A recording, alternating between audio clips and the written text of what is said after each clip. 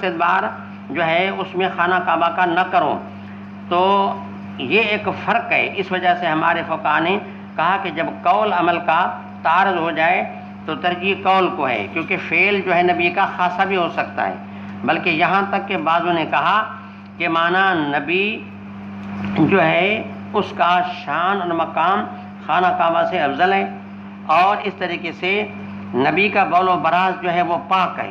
بعضوں نے تو یہ قول بھی کیا ہے، جیسے روایت میں آتا ہے عائشہ صدیقہ نے پوچھا یا رسول اللہ یہ جو آپ قضا حاجت کے لیے جاتے ہیں بعد میں ہم دیکھتے تو کچھ بھی نہیں، فرمایا اس کو زمین نگل لیتی ہے۔ تو بہرحال کہنے کا مقصد یہ ہے کہ یہ روایت ہماری قولی ہے، وہ روایت فعلی ہے۔ جب تعارض ہو جائے تو ترجیح قولی کو ہوتی ہے۔ اور نمبر 2 کہ وہ ایک جزوی واقعہ ہے، اور یہ واقعہ جو ہے یہ قاعدہ کلیہ ہے، تو تعارض کس کو ہوگی؟ قاعدہ کلیہ کو ہوگی۔ وہ روایت مبیح ہے، یہ روایت محرم ہے، ترجیح محرم کو ہوگی۔ 3 چوتھی بات یہ ہے کہ وہ جو ہے اس کا کوئی وجہ معلوم نہیں، اور یہ شریعت کے قانون کے طور پہ اس کا ذکر کیا گیا کہ جب بھی تم استقبال یا اپنا بول و براز کرو، استقبال استدبار نہ کرو۔ اس وجہ سے ہمارے فقہا نے اس روایت کو ترجیح دی ہے۔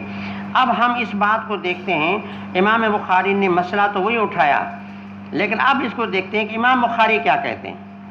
لیکن اس کی بات سے پہلے تھوڑا سا آپ کو ایک بات کی طرف متوجہ کرنا چاہتا ہوں۔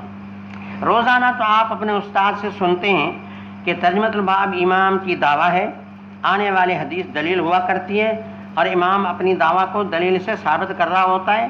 اگر کہیں مناسبت نہیں ہوتی تو استاد کافی محنت کرتا ہے، سمجھانے کی کوشش کرتا ہے کہ بھی مناسبت یوں ہے، یہ ہے، وہ ہے۔ لیکن سمجھ لیں امام بخاری کے تراجم کافی مشکل اور باریک ہیں۔ علماء کا فیصلہ ہے کہ فقہ البخاری فی تراجم ہی، امام بخاری کے تراجم سے تفقہ کا کمال معلوم ہوتا ہے کہ اتنی بڑی باریکیاں ان کے ترجمے میں ہیں کہ شارحین زندگی کھپا کے مر گئے تب بھی یہ کہتے ہیں کہ امام بخاری کا جو ہے وہ امت پر حق تھا کہ ایک تو شرح لکھی جائے اور دوسری ایک تراجم کو حل کیا جائے۔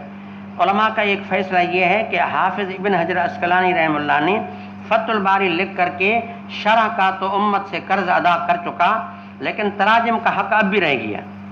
پھر کہتے ہیں حضرت شیخ الہند رحمہ اللہ وہی انسان تھے کہ یہ قرض بھی چکا رہے تھے، لیکن زندگی نے وفا نہیں کی، بس کتاب الایمان کتاب العلم تک تراجم لکھے، آگے جو ہے وہ عمل میں نہ آ سکے۔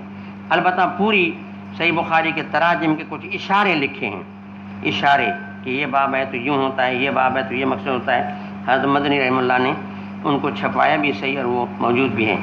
خیر، اب میں عرض یہ کرنے کا مقصد یہ تھا کہ صحیح بخاری کے تراجم کے لیے حضرت شیخ الحدیث مولانا زکریا رحمہ اللہ فرماتے ہیں کہ تراجم کے سمجھنے میں کے لیے 70 اصول ہیں، بلکہ کہا 70 سے بھی کچھ زیادہ ہی ہیں، لیکن 70 اس نے باقاعدہ گنوائے، میں نے ایک ایک ان کو پڑھ کر کے دیکھا ہے، سمجھا الحمدللہ۔ 70 اصول ہیں، ان میں فرمایا کہ اب یہاں بات آ گئی کہ ایک اصل یہ ہے کہ بعض اوقات امام بخاری ترجمہ ایسا رکھتے ہیں کہ احادیث متعارضہ کی تطبیق ہو جائے۔ اب بات استنباط کی نہیں، اب دعویٰ دلیل کی بات نہیں، اور استدلال کی بات نہیں، یا کوئی چیزیں ثابت کرنا اس بات مقصود نہیں۔ اب بعض اوقات اس طرح بھی کرتے ہیں کہ ترجمہ ایسا ذکر کرتے ہیں کہ متعارض حدیثوں کے آپس میں کیا ہو جائے، تطبیق ہو جائے۔ چنانچہ اب آپ ترجمے میں غور فرمائیں، یہاں کہتے ہیں کہ جی لا تستقبل القبلۃ بغائط او بول الا عند البناء جدار او نحو، یہ لفظ جدار پر غور فرمائیں۔ آپ کتاب دیکھیں، لفظ بنا آیا کہ نہیں آیا، کہاں آ گیا؟ ترجمے میں آ گیا۔ آگے کیا بنا کی تفسیر کیا کی؟ جدارن او ناوے، دیوار ہے یا کو پردہ ہے۔ اب امام کے ترجمے کی غرض کیا ہے؟ غرض یہ کہ امام فرمانا چاہتے ہیں کہ بول و براز کے حالت میں یہ بات ہے کہ نہ کرو استقبال، نہ کرو استدبار، اور پھر یہ ہے کہ یہ منع اس وقت ہے کہ جب بنا نہ ہو، فضا ہو، الا عند البنا، اگر بنا ہے تو پھر آپ استقبال استدبار کر سکتے ہیں۔ تو گویا اس ترجمے میں امام نے ایک کام تو یہ کیا، احادیث متعارضہ کی تطبیق فرما دی کہ ابو ایوب انصاری کی روایت محمول ہے فضا پر، اور عبداللہ بن عمر کی روایت معمول ہے جدار اور بنا پر۔ ایک تو روایتوں کی تطبیق کی جانب اشارہ کیا، ساتھ میں یہ بھی اشارہ کر دیا کہ اس مسئلہ میں امام صاحب ائمہ ثلاثہ سے کیا کر رہے ہیں؟ موافقت کر رہے ہیں۔ تو ترجمے کا یہ آپ دیکھ لیں، یہ فرمایا کہ استقبال قبلے کا بول و براز کی حالت میں نہیں ہوگا الا عند البناء جدار او ناوی۔ کوئی ہے جوان مرد میدان عبارت پڑھے؟ حدثنا ابن ابي ذئب قال حدثنا الزهري عن عطاء بن يزيد الليثي انصاری۔ یہ آپ سمجھ لیں، یہ جو نسبت کا لفظ آتا ہے نا، یہ ہمیشہ فاعل جو ہوتا ہے نا پہلے اور اسی کے تابع ہوتا ہے، کہ اگر اسی عالم کو پیش ہے تو نسبت کو پیش پڑھیں، اس کو زبر ہے تو زبر پڑھیں، زیر ہے تو زیر پڑھیں۔ چنانچہ آپ دیکھو میں عبارت دیکھو مسلسل کتاب، دو کتاب جو ہیں، کتاب الایمان، کتاب العلم، عبارت میں پڑھتا رہا۔ میرا مقصد یہ تھا کہ آپ سیکھ جائیں۔ اب آپ غور کریں، ان عطاء ابن یزید اللیثی، لیثی یہ آخری حرف کو بالکل واضح کریں، اور یہ زیر کیوں آ رہی ہے کہ یہ صفت یزید کی نہیں عطا کی ہے، جو اپنا باپ بیٹا ہے نا، عطا بیٹا، یزید باپ ہے، لیکن اکثر بیشتر حدیث میں یہ ہوتی ہے کہ پیچھے جو نسبت آتی ہے وہ یعنی پچھلے عالم نہ بلکہ پہلے عالم کی صفت بنتی ہے، لہذا جو اعراب پہلے عالم کو ہوگا وہی اعراب نسبت کو ہوگا۔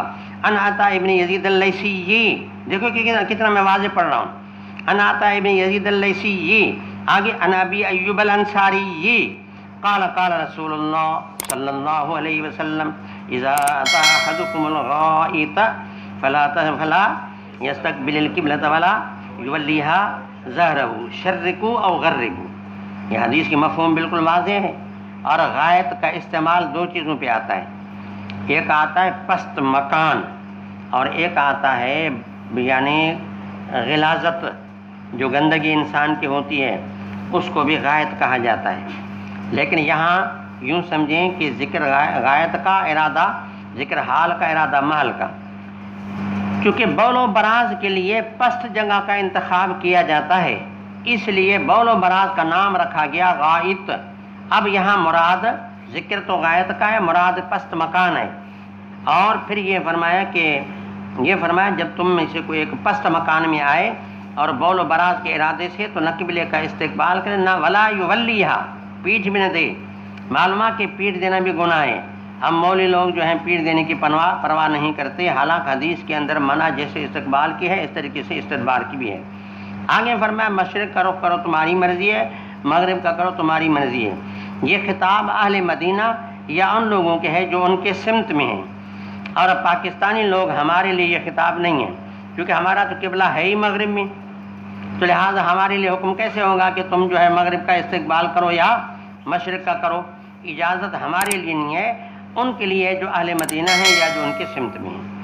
آگے من تبرز علی لبنتین، جی